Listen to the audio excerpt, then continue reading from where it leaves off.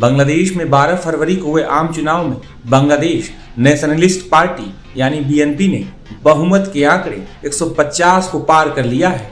299 सीटों में से 200 से अधिक सीटों पर बीएनपी ने जीत हासिल की है, जिसके बाद अब बीएनपी के अध्यक्ष तारिक रहमान का बांग्लादेश का अगला प्रधानमंत्री बनना लगभग तय माना जा रहा है। दरअसल तारिक रहमान ने 2 सीटों से चुनाव लड़ा था, दोनों पर उन्होंने जीत दर्ज की है। बता दें कि तारिक रहमान बांग्लादेश की पूर्व प्रधानमंत्री खालिदा जिया और पूर्व राष्ट्रपति जियाउर रहमान के बेटे हैं।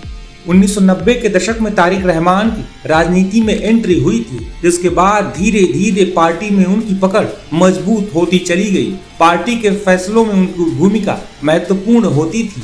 कहा जाता है कि जब उनकी मां यानी खालिदा जिया बांग्लादेश की प्रधानमंत्री थी तो सरकार चलाने में भी तारिक रहमान की काफी बड़ी भूमिका होती थी।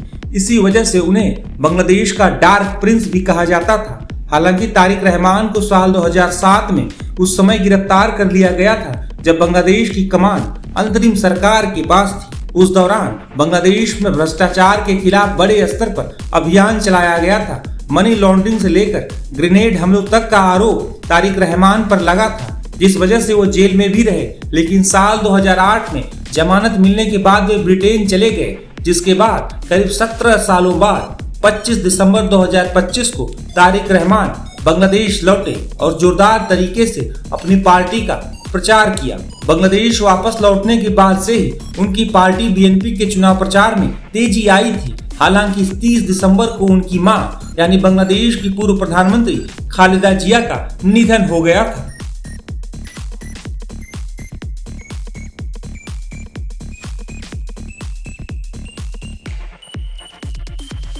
हालांकि तारिक रहमान के ब्रिटेन जाने और करीब 17 सालों बाद वापस बांग्लादेश लौटने के दौरान बांग्लादेश की राजनीति में काफी कुछ बदल चुका था। साल 2024 के अगस्त महीने में प्रधानमंत्री शेख हसीना को बांग्लादेश छोड़कर भागना पड़ा और बांग्लादेश की बागडोर अंतरिम सरकार संभाल रही थी, जिसके सर्वा मोहम्मद यूनुस थे। हालांकि अब आम चुनाव में बीएनपी की प्रचंड जीत के बाद तारिक रहमान का प्रधानमंत्री बनना लगभग तय हो गया है।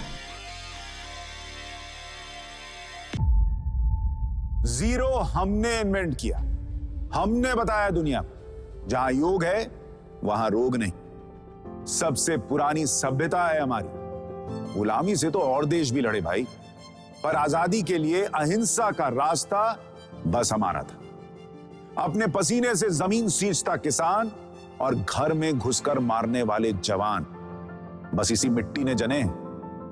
इसके हाथ ने जब थामा जज्बा तो इतिहास रचे। कदम बढ़ाए तो चांद का वो हिस्सा चूमा भाई, जहां कोई कभी नहीं पहुंचा। आज पूरी दुनिया में शान से लहरा रहा है तिरंगा, और इसके पीछे है गर्व से भरी अनगिनत कहानियां जो लिखी जा चुकी हैं और लिखी जा रही हैं, जिन्हें मैं सुनाऊंगा राष्ट्रगर्व रोज शाम 6:25 पर।